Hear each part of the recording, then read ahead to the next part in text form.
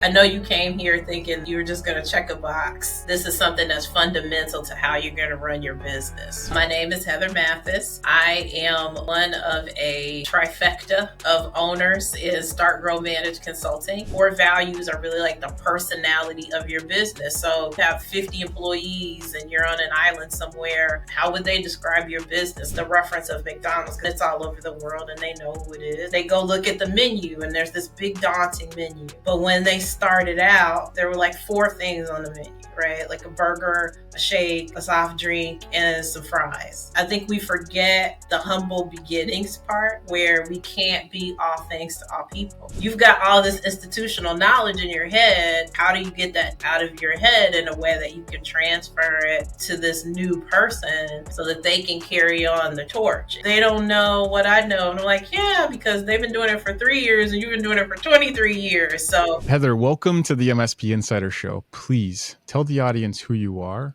what you do, and why the hell that you do it. Well, first of all, thank you for having me on the show, Jeffrey. My name is Heather Mathis. I am one of a trifecta of owners in Start, Grow, Manage Consulting. We help MSPs either start, grow, or manage their businesses, hence Start, Grow, Manage. We've been at this officially for about, I guess this is going on year 4, but unofficially a little bit longer than that. And I can tell you that story a little later on. But I came from a corporate background. I actually worked in manufacturing for many years in transportation, logistics, and supply chain management. And about 10 years ago, decided I was going to head out and start my own business. And met Joe, met Jeff. We all kind of clicked and said we were going to jump into this thing together. And so here I am, and here I am to chat with you today. Yeah. I love the context of your background, which is what I'm really excited to be able to unfold for the audience, because I couldn't think of a better prerequisite to like truly building and operating an MSP than supply chain and logistics.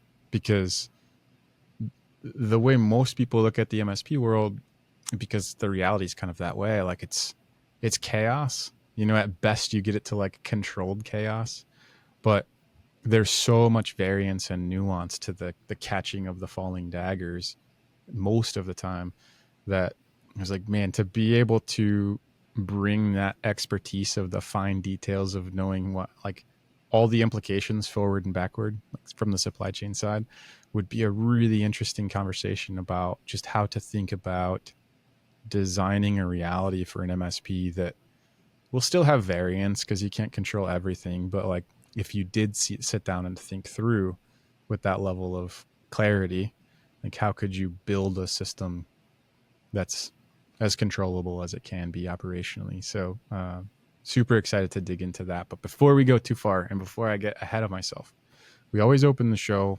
with by asking each guest the question that was left behind by the previous guest.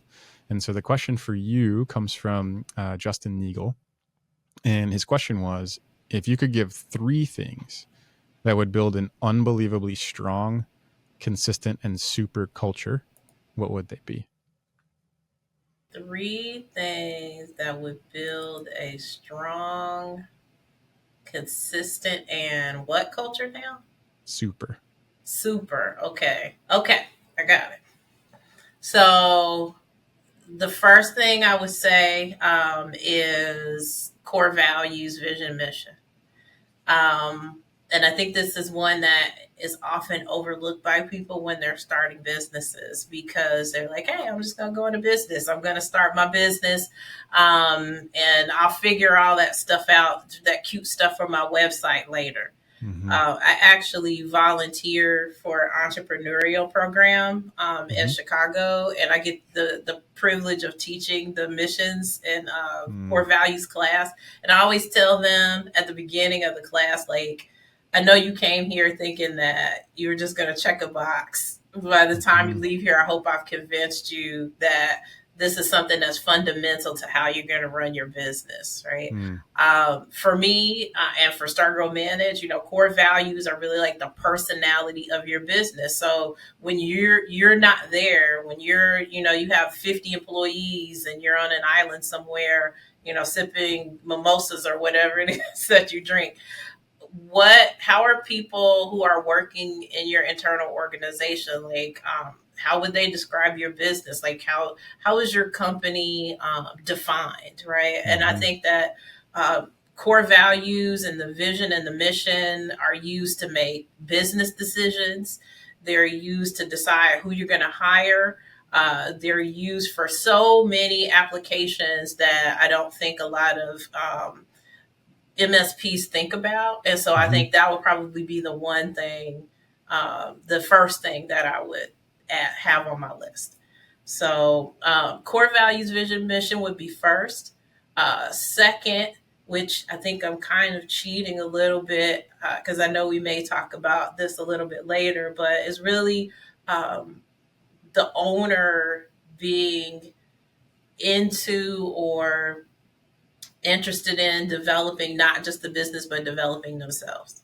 Mm-hmm.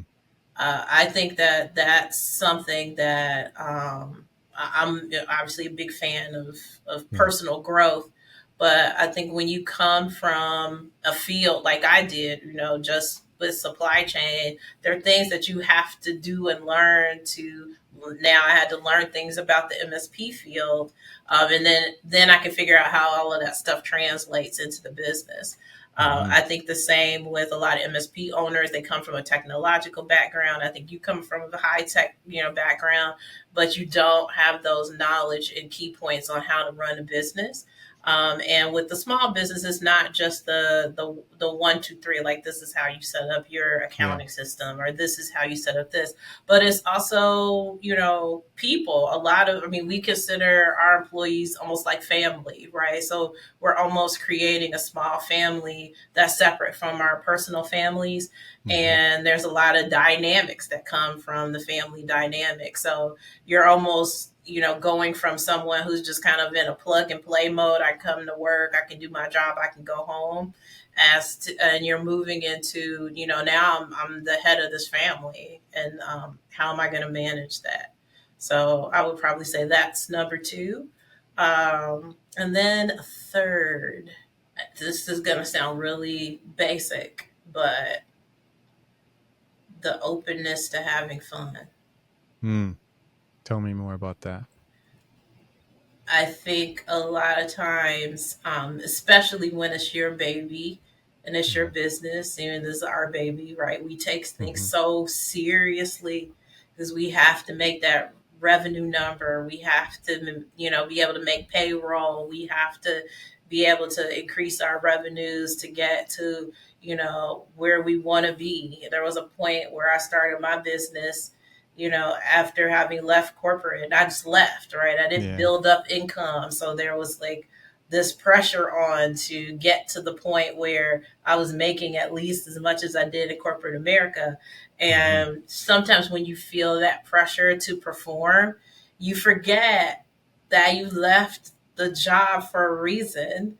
Mm-hmm. And one of those reasons is usually so you can do things on your own terms, just be able to have a good time and laugh. And that's one of the things that I really enjoy about working with Jeff and Joe, is that every now and then there's a joke or a Mm-hmm. jab or I'm the queen of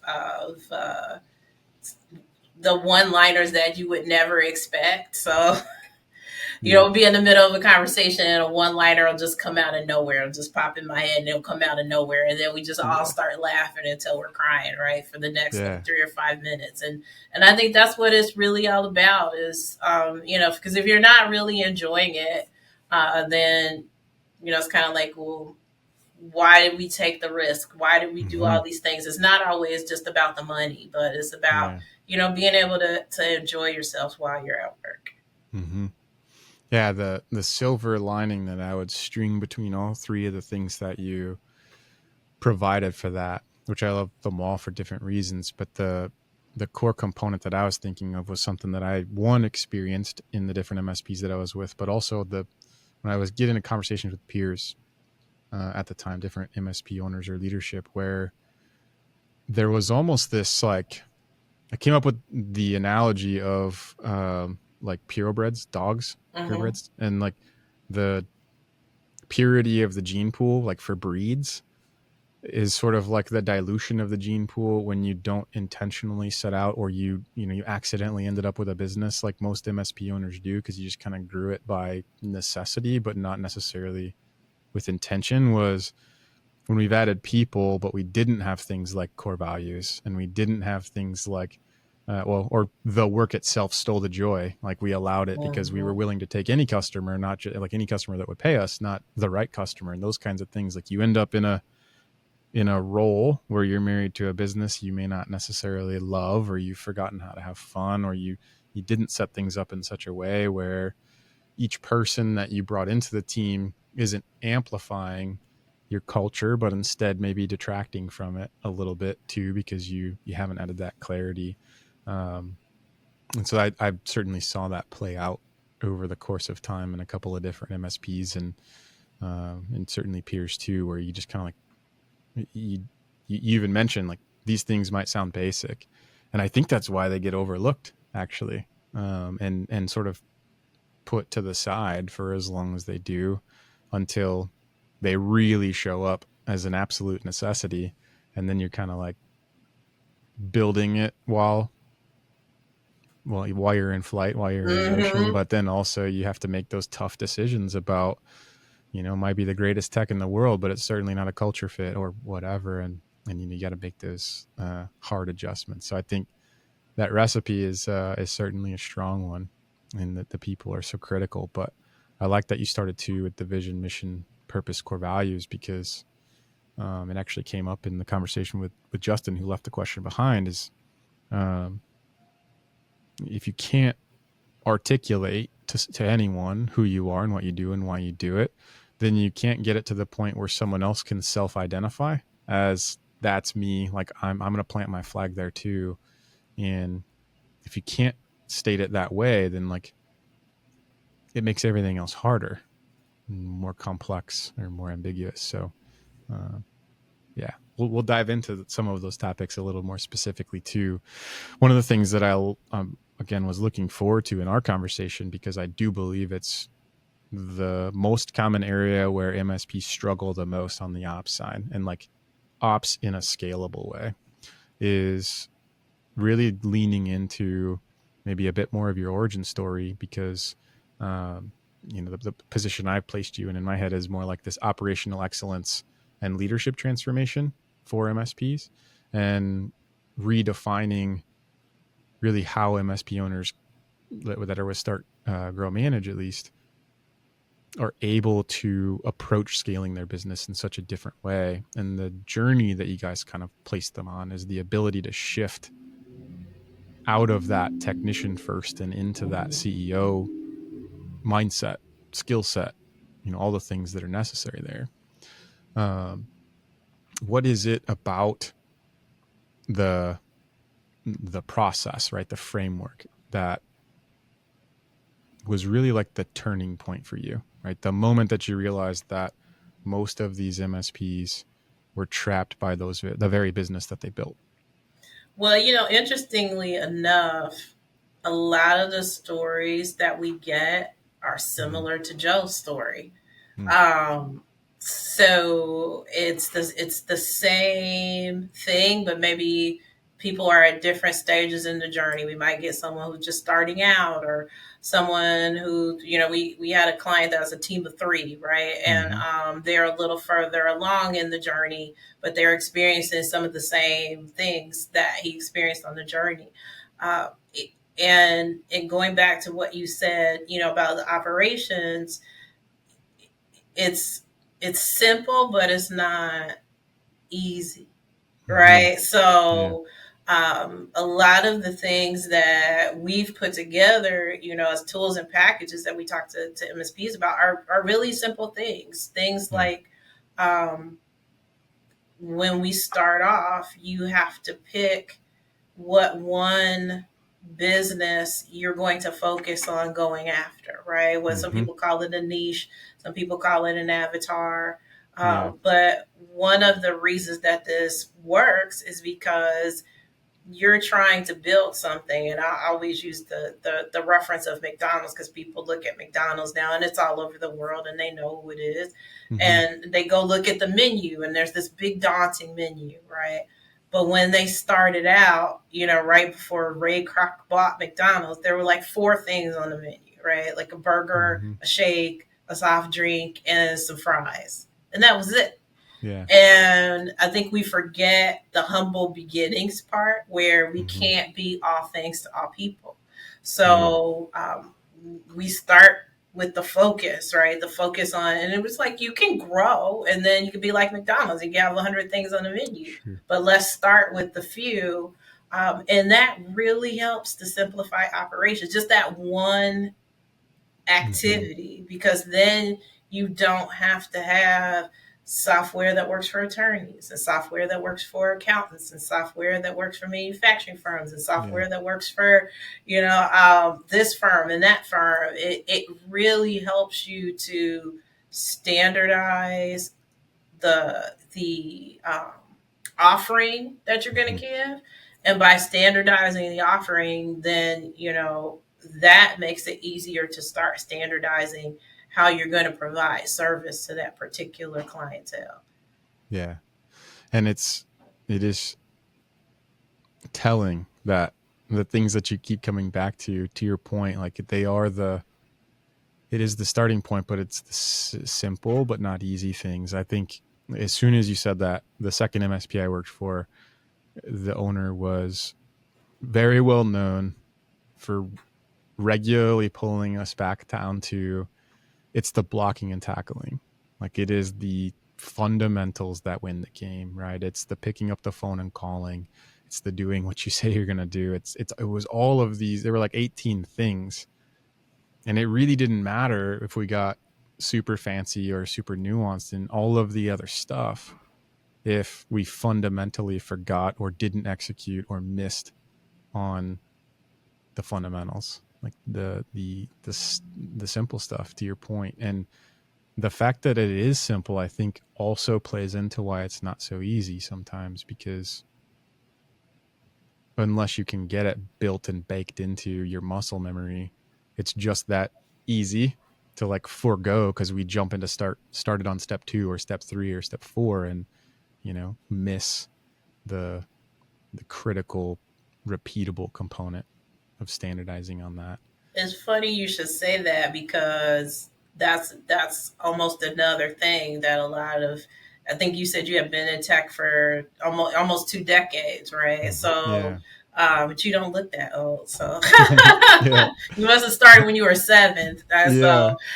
But then you've got those owners who have been, I've been, working with MSPs or in an MSP or working in some Hmm. kind of technical field for the last 25 years. And then you got this guy who's 23 years old, and then you're like, you've got all this institutional knowledge in your head. And Hmm. it's like, how do you get that institutional knowledge out of your head in a way that you can transfer it to this new person so Yeah. that they can carry on the torch? And you see a Hmm. lot of frustration because they're like, they don't know what I know. And I'm like, yeah, because they've been doing it for 3 years and you've been doing it for 23 years. So Yeah. Yeah. that's one of the things that I see a lot, Hmm. which flows back into the whole operations thing, right? It's like Yeah. one of the objectives is to get everything out of your head and get it Hmm. somewhere where your team can have access to it, right? Yeah. Um, Right.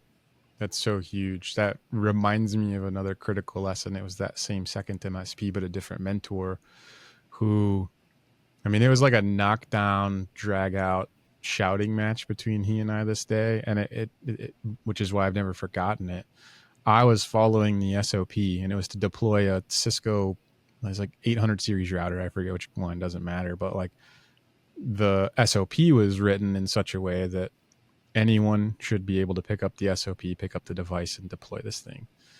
And I was running into an issue trying to provision a site to site VPN with it. and I just couldn't figure it out. I was working with him remotely, trying to do some team stuff, and or whatever chat we were using at the time. And I got so frustrated, I just came back to the office with him to like kind of have it out. And what it ended up being was the instructions. Like I said, it started like step number 1 on the SOP was really step like number 8. And so I was like, well, what the hell, right? Like it just a little more colorful than that. But it anyways, like, well, why isn't step 1 step 1? And this is what I'll never forget it. To your point is like, he said, because there's an assumed level of knowledge, Newton. And I hated it. It burned so bad. I was so pissed off. We exchanged even more colorful language. But that's the point that you just kind of illustrated is, he'd assumed, right, the knowledge creation that if you're going to deploy an 800 series Cisco router with a CLI and you know what PuTTY is and like all the things, right, these prerequisites that you would have known that you had to do 1 through 7, even though the SOP started at 8, but 8 was labeled 1. And I have never forgotten an assumed level of knowledge. I've said it, countless times since that argument 15 years ago. And he and I will still take that jab at each other once in a while in real life, even though we haven't worked together for decades at this point too, where a moment will come up and one of us will think of it and we'll text the other one and we go back to that moment. But what you're talking about is so much bigger than that. Like one SOP to deploy a router and do all the other stuff, but like where else in our reality when we have that scenario, and especially like that kind of disparate gap between our employees and our own skill set, or whatever tribal knowledge, because we set the environment up 7 years ago and we hired this person 3, and we just kind of assume like, well, that's how I used to do it.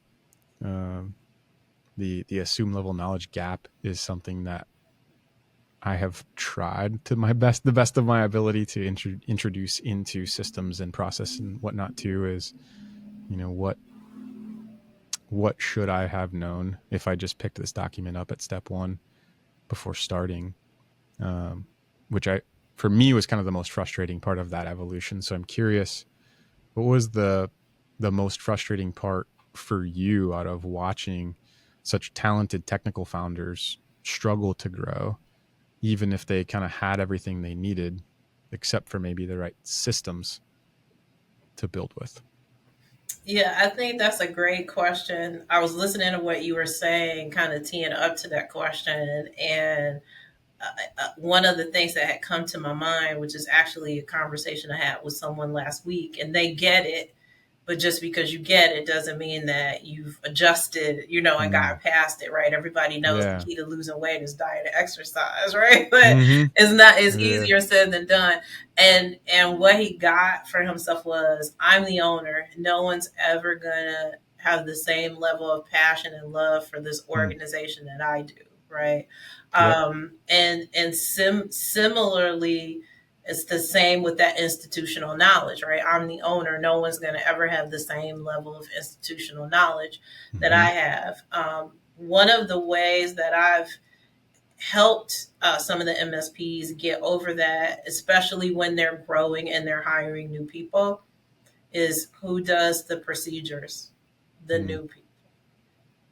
The best way to break, and I'm the queen of breaking stuff for Start Grow Manage. Anytime they want to do something, they're like, here, Heather, figure out how to break it, right? So Yeah. that's what I tell my owners, to give it to a new person and Mm-hmm. have them break it, because that new Yeah. person doesn't come in with any preconceived notions. They Mm-hmm. don't know how things are done at Yeah. your organization. And so Mm-hmm. the best time to review and revamp SOPs is when Mm-hmm. you're hiring a new person, because they'll get in there and they'll ask the silly questions Right. that the person who's been there for 3 years won't ask, right? Mm-hmm. Well, why do we, plug this in with this cable versus this cable, because 2 years ago that was the cable, Mm-hmm. right? And now we have a new and improved, you know. Yeah. So they're the ones who feel comfortable, because hey, I'm new, so I can ask anything, and it's no question is a silly question. Mm-hmm. So if you're in growth and you're in hiring mode, I always say have that new person do it, because they'll be the ones that'll uncover, hey, we are missing step 1 through 7, Mm-hmm. right? Yeah. And that's great for creation. It may not always be great for review, but especially when people are starting out, that's always one of the things I suggest. Yeah. What is the core framework that makes your method so different than what everyone else is doing? I think we focus a lot more on the how than the what, Hmm. if that makes sense. So I think a lot of other um, people who are helping MSPs grow in different areas um, will say this is what you need to do, right? You Mm-hmm. need to have a product page. You need to focus on an avatar. You need to, and they'll tell you what to do, right? Mm-hmm. I think we will tell you what we believe you need to do, but I like the fact that we will walk you how we think you need to do it, Mm-hmm. even though the how is messy and is Yeah. imperfect, and um, everyone comes in believing that their how is different, but they're 80% the same, right? Mm-hmm. 20% different. Yeah. We like to get our hands dirty with the how. I mean, we're all about the education, Mm. but if you don't leave without actually being able to do the things that we talk about, then it's not a win for us. Yeah. Hmm. So aligned goals to outcomes, but also to your point, like making it tangible, which we talked a little bit about at the opening too, where my frustration with most of the best practices, there were a lot of frustrations, but one of the frustrations that I had was things that were generally accepted as best practice in the industry were 10, 15-year old ideas and methodologies still being like applied to today's world. And it was almost goes back to that assumed level of knowledge. Now, whether it was an assumed level of knowledge or the game changed, but the rules didn't, is yet to be argued, probably. But one of the, regardless, the issue was making it transferable knowledge that is like real and tangible and alive in the business that's trying to implement it, rather than like knowing what you're supposed to do. But to your point, like the disconnect between getting it done in in a way that stands on its own, right? Like enabling and empowering that MSP owner to be able to defend the words that you came up with is just one good example of that, probably. It reminds me also of the book Who Not How a little bit, where if you can get the right who, or in your case, train the right who to think the right way, then the how becomes a little less necessary because that part works itself out through the action of the right people doing the right work. Um, I think you that's, said something really powerful when you said enable, hmm, because I think that's something that is missing from a lot of owners too, right? They go, yeah. I gotta hold on. Mm-hmm. Um, and I think those that are able to enable Mm-hmm. their people to take the reins and ask the hard questions Yeah. are the ones that are going to scale and grow a lot more quickly than those who have to, for lack of a better word, micromanage and kind of have Mm-hmm. that control over every single activity, every single process, Yeah. this way or the highway, right? Mm-hmm. And you're right. Especially as you become a manager, your knowledge of the day to day becomes more outdated every single day, especially in Mm-hmm. technology with things so rapidly changing. So you Yeah. have to be able to have those people who feel empowered to be able to say, I went to do this process, but things have changed and this isn't the right process anymore. Or, Mm-hmm. maybe we need to develop a process on this because this is where the future of our business is going. Yeah. So you do need to have those kind of people on your team Mm-hmm. that you feel comfortable. allowing to take charge and do things, which I think is a lot different than having a huge organization. Where I worked, they had 11,000 employees, right? Sure. Where all you had to do was know your one specific role and function, where it was Mm-hmm. very narrow.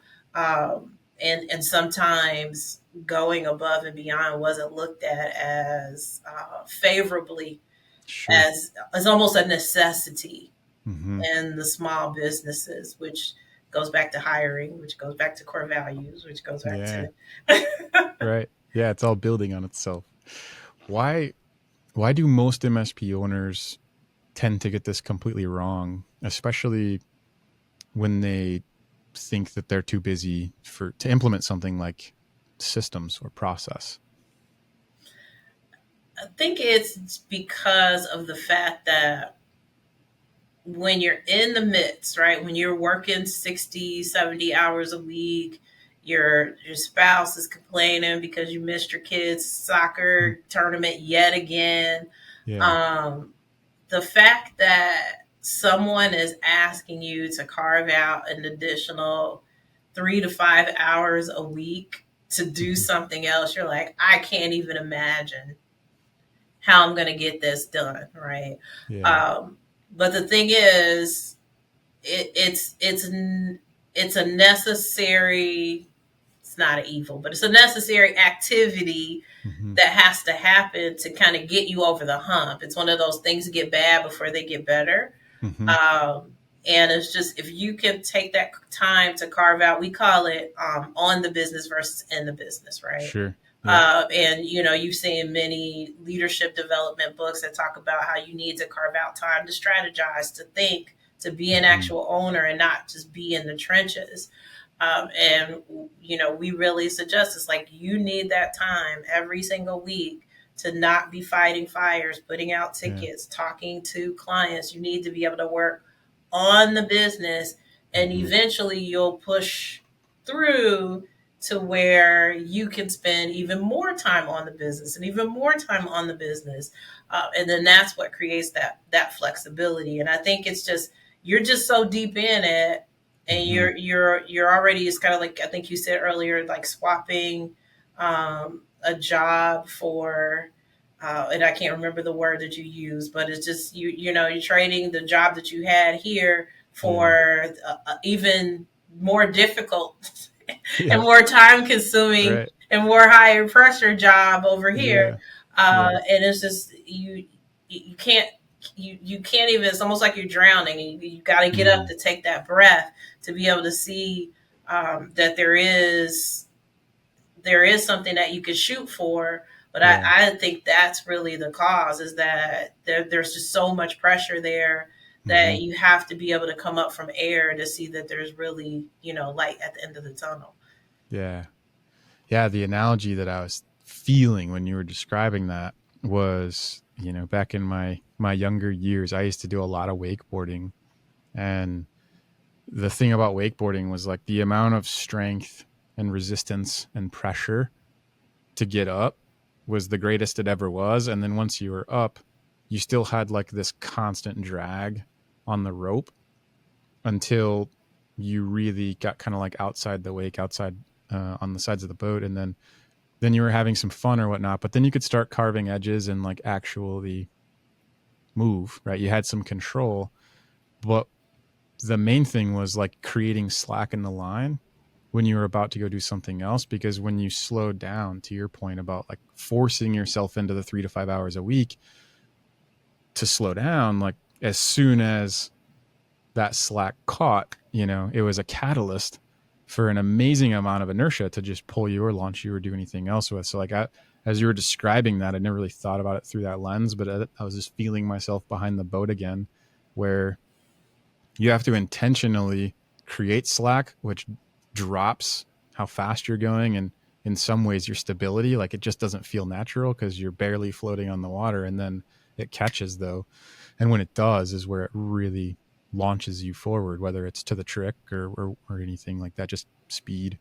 Um, and I can use that same frame to look back over those 18 years in MSP and see specifically like where I forced myself at different times to do that. Generally outside the environment of the MSP's four walls, so that I could gain the clarity, but also like the peace in my brain to think strategically and not just react instinctively to anything that I overheard inside the office at that time as well. So that was it's so true and so necessary, and yet so commonly resisted. Hmm. And You you know, bring like up a good point about getting away, because we get away 3 times a year. We mm-hmm. recommend our clients get away 3 times a year. They're funny. They're like, where are we go? They always want to go someplace warm in December, right? Be on a Yeah, beach or something. But the point is, even with a weekly meeting, um, going to a breakfast restaurant or getting mm-hmm. out of your normal Right. day to day, it does make it causes that shift, right? Mm-hmm. Of you being able to get out of that state of work, Yeah. and transition into, being able to think in a completely different way. So I'm glad you brought that up, because I think that is important. Um, when you can, is to be able to get out somewhere outside of just your normal office or your normal desk, because it does Mm-hmm. help you change your state. And when Yep. you can change your state, you can change the way that you think, and that helps with a lot of good ideas and being able to move forward. Mm-hmm. Yeah, that was one of the biggest things that I realized after the fact was it was actually the changing of my state that allowed my mind to go into a completely different area for a different capacity to work on a different kind of work versus almost having it completely caged when I was environmentally in the same four walls or the same ambiance or any of that stuff. It was such an unlock, almost like unintentionally triggering a flow state without trying. And then that was the biggest piece to work differently. If an MSP wanted to lean into and try to implement this kind of approach, what would the first three steps they should take be to go from the chaos to the control that we're talking about? Well, I think the first one is the one that we just talked about, right? Mm-hmm. Is prioritizing that time to work on the business versus in the business.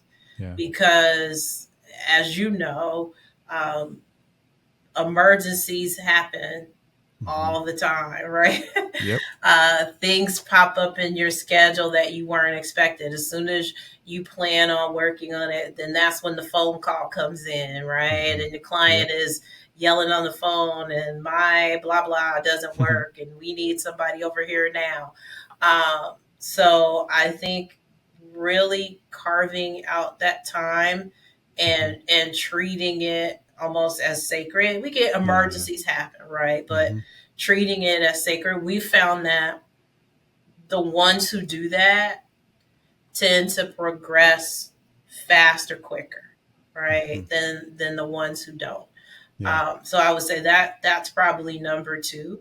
Um, I would say, and again, I'm going back to things that we talked about earlier, but they Yeah. truly do answer the question: is being focused on who you're serving and how you're going to serve them, right? So Mm-hmm. um, the more you can be focused on a specific industry or niche, helps you to then create your sales products, your marketing Yeah. products, your um, ability to have a more standard service delivery offering, to be able to provide an amazing customer experience, because you're able to duplicate the problem many times, right? So then now it's not your first rodeo, versus Mm-hmm. every time a problem comes up, it's your first rodeo and you're having to spend a lot of time figuring it out. uh, Yeah. I think if you do those two things um, in reverse order, so I'd say pick first who you want to focus on, and that doesn't mean get rid of all your other clients, but Mm-hmm. to create a focus, carve out that time. And then I think it's really important just to remember um, that you don't have to do it all by yourself, right? Find Yeah. some place where you can find your tribe, your community, right, to kind of help support you and Yeah. hold you accountable to the things that you want to achieve. Because it's easy to write something down on paper and to work on it, but then when you hit that wall or when you get stuck, or like Joe likes the quote with Mike Tyson, you try and make a plan and then you get Mm. punched in the face. Yeah. So when that happens, when you get punched in the face, who can you go to that will help give you that motivation to keep on going? Because Mm-hmm. I find that even if you do steps 1 and 2, you're inevitably going to get sidetracked. You're inevitably going to have something happen that throws your plan off whack. You're Yeah. inevitably going to have something that happens in your business that you did not expect. And then that's the easy, this stuff, I don't have time for this stuff. It doesn't work, right? So that's Mm-hmm. why I think 3 is so important, is to have some type of community, some type of accountability partner, some type of something to help you when you do get punched in the face, to kind of A, troubleshoot, right? Mm-hmm. Problem resolution, and then B, get you back on track. Yeah. Yeah. That really made me think through, again, some of my own journey and something that we had talked about earlier too, where it was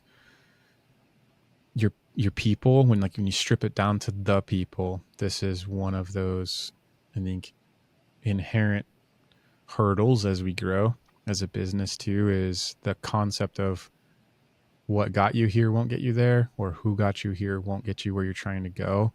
I know for sure on my own personal journey, I probably failed 3-4 times in different promotions, if you will, like my definition of failure, because I didn't understand what the Peter principle was at the time either, right? So I was elevated to my own level of incompetence, but I, one, wasn't aware of it at the time, and then two, didn't know how to like become the person I needed to be successful in the role.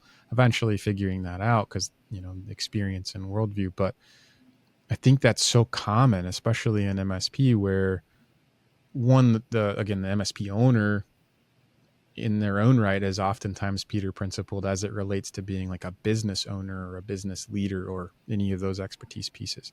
And then subsequently, we also like react in the decisions we make about solving for the immediate problem here and now, which subsequently Peter principles like our best people all over the org. And so like we're all kind of just constantly limited across the org, almost as like an organizational Peter principle.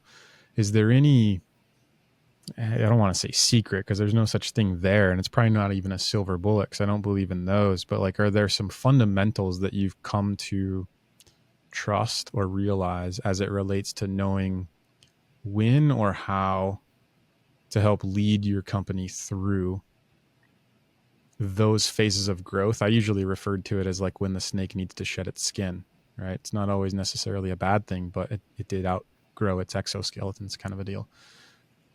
Is there anything that, maybe it's just a mindset shift, maybe it's a mantra, or maybe it's a book or a series of things that um, owners can enable or empower themselves with to know how to take that leap as it relates to their people? That is a good question. I guess a book per se is not coming to mind, but I Sure. think when we look at the stages of growing the business, Mm-hmm. I think everybody starts off, we start off in the employee realm, right? We have that Yeah. employee mindset. And it's kind of, to your point, we carry that mindset into starting our business. Mm-hmm. So we have to learn, how do you move from employee to entrepreneur, right? And it's usually Yeah. solopreneur. When we Right. start off, it's just us and whoever we can network in to get our first couple contracts and scrape together a few dollars. So a lot of those things apply, Mm-hmm. um, but then you kind of have to learn new skills. And I have to learn how to build people. I have to learn how to Mm-hmm. do this. Um, and then, so when you said stages, I think about that stage, Yeah. right? And that's the Mm-hmm. first stage. And then we kind of get solopreneur mastered because we've added some tools, and then now we need to start hiring people. And I've never hired anyone before, and Mm-hmm. I've never managed an individual, at least, or if I have, I've never managed it in the context of I'm responsible for their payroll. Yeah. So then we're moving more into from solopreneur, to entrepreneur. And then the final stage is where, I can go away and the business still runs it without me as business owners. And to your point, at each different stage, there's a shift. There Mm-hmm. has to be a shift in your mindset, and there has Yeah. to be a shift in your skill set.